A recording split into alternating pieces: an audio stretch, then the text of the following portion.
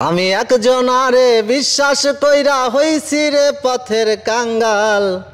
মাথাতে গোবর ভর্তি বুদ্ধি শক্তি কম, আমার মাথাতে গোবর ভর্তি বুদ্ধি শক্তি কম। আমি বিয়ার কথা যখন শুনলাম, কাঠবিলিয়া দাওয়াত করলাম, আর বক্স বাজাইয়া নাইসা গাইয়া আনলাম কাল সাপ। আর বিয়ার 6 মাস না যেতেই বাবা মা ছাড়িতে কয়সে, আর বিয়ার 6 মাস না যেতেই বাবা মা ছাড়িতে কয়সে। হাসতে হাসতে ছাড়লাম আমি আমার বাবা মা, মাথাতে গোবর ভর্তি বুদ্ধি শক্তি কম, আমার মাথাতে গোবর ভর্তি বুদ্ধি শক্তি কম। আমি একজনারে বিশ্বাস কইরা হইছি রে পথের কাঙ্গাল। মাথাতে গোবর ভর্তি বুদ্ধি শক্তি কম, আমার মাথাতে গোবর ভর্তি বুদ্ধি শক্তি কম। আমার বাবা মা লাগে না ভালো, ভাই বোন গলার কাটা, আর কান্দা কান্দা কইয়া আমার ধোলাই করে মাথা। আর বাবা মা লাগে না ভালো, ভাই বোন গলার কাটা, কান্দা কান্দা কইয়া আমার ধোলাই করে মাথা। আর চোখেতে তার নাই পানি তবু বিশ্বাস করি আমি, আর চোখেতে তার নাই পানি তবু বিশ্বাস করি আমি। আর বাবা মার ঠিকানা এখন বৃদ্ধাশ্রম, মাথাতে গোবর ভর্তি বুদ্ধি শক্তি কম, আমার মাথাতে গোবর ভর্তি বুদ্ধি শক্তি কম। আমি একজনারে বিশ্বাস কইরা হইছি রে পথের কাঙ্গাল।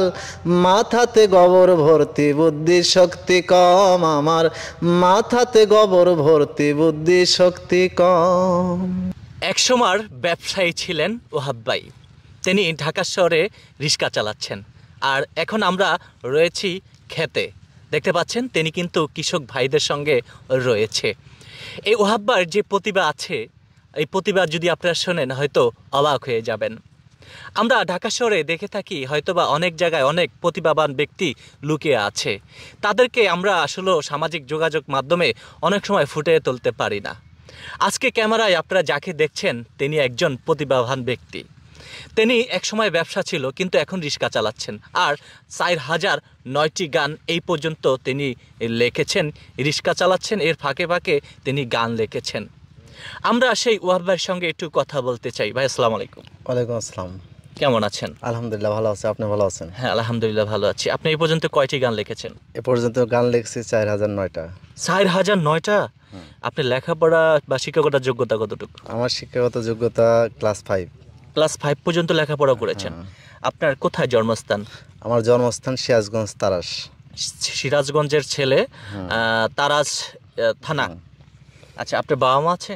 হ্যাঁ, বাবা মা ভাই বোন সবাই আছে। বিয়ে করেছেন? হ্যাঁ, বিয়ে করছি, আমার একটা ছেলে আছে। মাশাআল্লাহ। সেই ছেলে কি লেখাপড়া করাচ্ছেন? না, আপনার 4.5 বছর বয়স চলে। আচ্ছা, আমরা দেখলাম আপনি অনেক সামাজিক যোগাযোগ মাধ্যমে আপনার গান দেখলাম, আপনি হচ্ছেন একজন রিক্সা চালক ওহাব ভাই, আপনি গান লিখছেন। আসলে আপনি এই যে যখন রিক্সা চালান, বা আপনি আগে কি করতেন? আগে ব্যবসা করতাম। আগে ব্যবসা করতেন? হ্যাঁ। এক সময় ব্যবসায়ী, আজ এখন রিক্সা চালক। আমরা একটি কথা অনেকেই জানে, সকালবেলা ধনীরে বন্ধু, সন্ধ্যাবেলা ফকির। আসলে এটাই বাস্তবতা। তিনি একসময় ব্যবসায়ী ছিল, আজ এখন তিনি এক রিক্সা চালক। কেন এই রিক্সা চালকটা? এটা আমার কপালে ছিল, নসিবে ছিল। আচ্ছা, আপনি আগে যে ব্যবসা করতেন সেখান থেকে কি পুঁজি বেশি আসতো না? আসতো, কিন্তু আমি আসলে কি বলবো, আমার মানুষের প্রতি ভালোবাসাটা অন্যরকম। আমি যখন ব্যবসা করতাম তখন আমি মাদ্রাসার ছাত্র 2-3টা পালতাম। তাই না? হ্যাঁ। আচ্ছা, লেখাপড়া আগাইতে পারেন না? না। বাবা মা এখনো বেঁচে আছে? হ্যাঁ, বাবা মা বেঁচে আছে, আমার সাথে আছে। মাশাআল্লাহ। মানে বাবা মার সাথে, মানে একসঙ্গে বাবা মা স্ত্রী সবাই একসঙ্গেই থাকছেন। এটা খুবই ভালো উদ্যোগ। ওহাব ভাই, আপনার যে 4009টি গান লিখেছেন সেখান থেকে কিন্তু আমরা একটু একটু করে শুনতে পারি। যারা আমাদের অডিয়েন্স রয়েছেন, যারা দর্শক রয়েছেন, তাদের কি আপনি সেই গানটি শোনাতে পারবেন? এখন গান শোনাবো আমি।